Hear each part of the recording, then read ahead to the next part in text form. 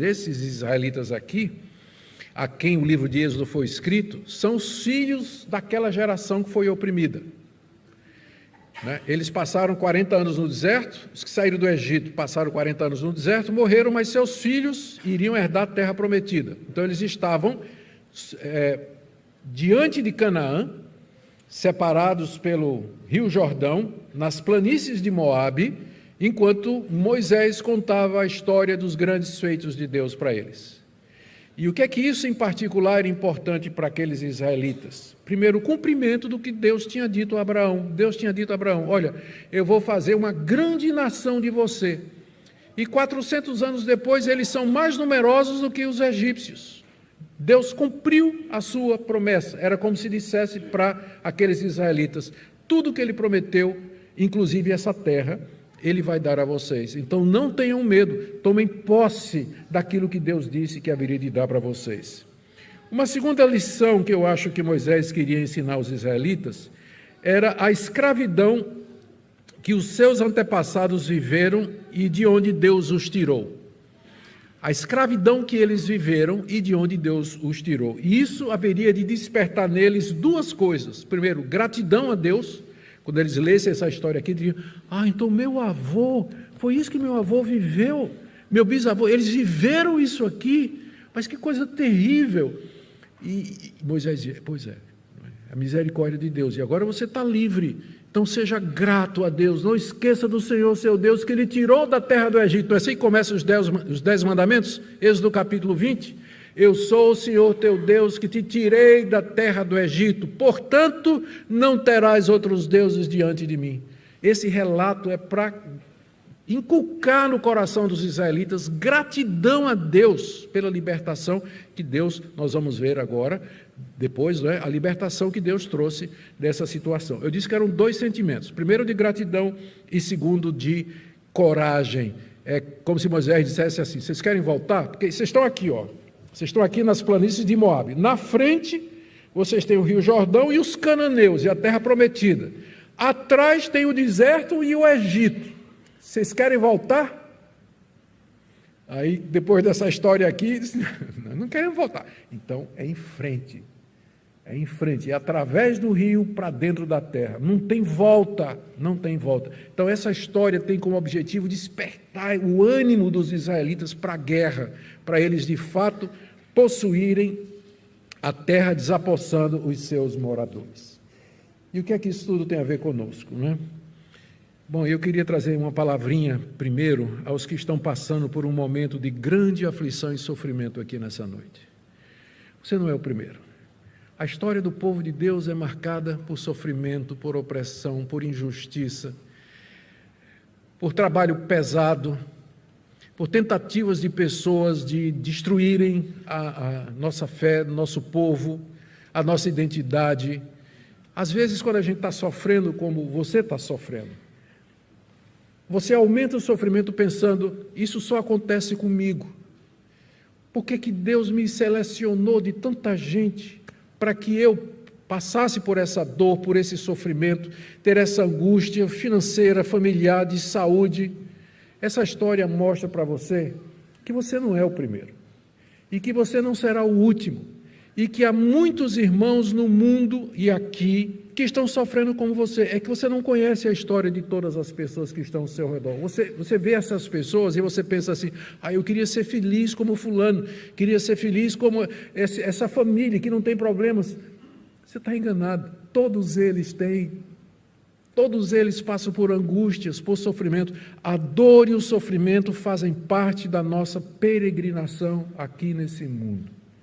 E Deus faz isso com um objetivo, dos quais eu já mencionei: gratidão, porque um dia Ele vai nos libertar, e disposição para continuar e ir em frente, sem voltar atrás, sabendo que Deus tem esse propósito em nossa vida. Essa semana eu tive uma live com alguns alunos de teologia, e eles podiam perguntar à vontade questões das nossas aulas, e um deles: pastor, eu queria pedir permissão para fazer uma pergunta que não é bem sobre as matérias que eu estou estudando. Pois não. Eu queria saber por que Deus levou meu filhinho de 2 anos e meio. Por que eu? Por que Deus fez isso comigo? Eu não esperava esse tipo de pergunta. Eu disse, olha, eu não sei te dizer exatamente um motivo específico de Deus, porque Deus teria que revelar isso, porque faz parte da providência dele. Mas eu posso dizer a você quais são os propósitos gerais de Deus para o sofrimento na vida do cristão. Desapegar nosso coração do mundo, fazer ansiar pelas coisas celestiais, nos humilhar diante dele, reconhecer e continuar fiel a Deus, mesmo que ele nos tirou o que a gente tinha de mais precioso. Leia a história de Jó. Essas são algumas das orientações gerais que a Bíblia dá para quem sofre, para quem está passando por dificuldade. E é o que nós percebemos aqui. O povo de Israel podia perguntar, mas nós somos o povo de Deus, Deus fez uma promessa, Deus fez um acordo conosco, fez uma aliança, a gente está aqui no Egito, estão matando, querendo matar nossos filhos, estão trabalhando feito escravos. Deus, por que isso? Por que isso aconteceu? E durante muito tempo Deus estava silencioso, até que Moisés aparece. Então eu não sei quanto tempo vai durar o seu sofrimento, mas eu sei que Deus está vendo, e no tempo certo Ele vai te dar a resposta, e Ele vai tirar você como fez com aquele povo. Eu também tenho uma palavra aqui para aqueles que estão temerosos. De vez em quando eu encontro isso, ou pessoalmente ou pela internet mesmo. Aqueles queridos que estão temerosos dos rumos do nosso país. Vai se levantar líderes que se levantarão contra o povo de Deus, vai acabar a nossa liberdade religiosa, vão perseguir os cristãos, vão fechar as igrejas e tudo. Até pode ser que aconteça, já aconteceu antes na história. Nada impede que venha acontecer também. Mas isso aconteceu antes, e o povo de Deus não acabou. O povo de Deus não acabou. Deus sempre vai ter um povo para o louvor da sua glória, não importa o regime em que seja. Deus sempre terá um povo para o louvor da sua glória, porque Ele está acima de Faraó. Ele é Deus, Ele governa a história e a providência, Ele levanta quem Ele quer e Ele derruba quem Ele quer, e o povo de Deus devia saber isso e descansar na providência de Deus, porque esse é o ponto aqui. Os israelitas confiariam em Deus ou ficariam acovardados diante de Faraó? Esse é o ponto. Tanto é que quando Moisés chegou lá e dizia, Deus me mandou tirar vocês daqui. Não, você está brincando, tirar a gente daqui, como é que vai ser possível isso? E aí começa a história do Êxodo, que nós vamos ver. Mas Deus nos testa. Vocês vão confiar em mim? Ele pergunta.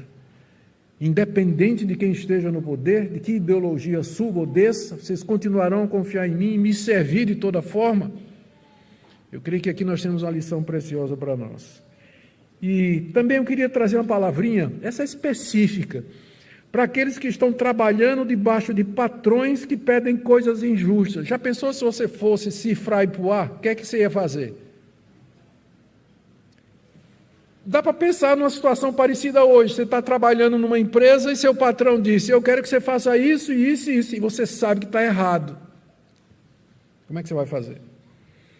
O cristão, ele frequentemente se vê diante de dilemas éticos assim, em que ele tem que escolher obedecer a Deus ou desobedecer a Deus para manter o que ele acha que é a única forma de sustento dele.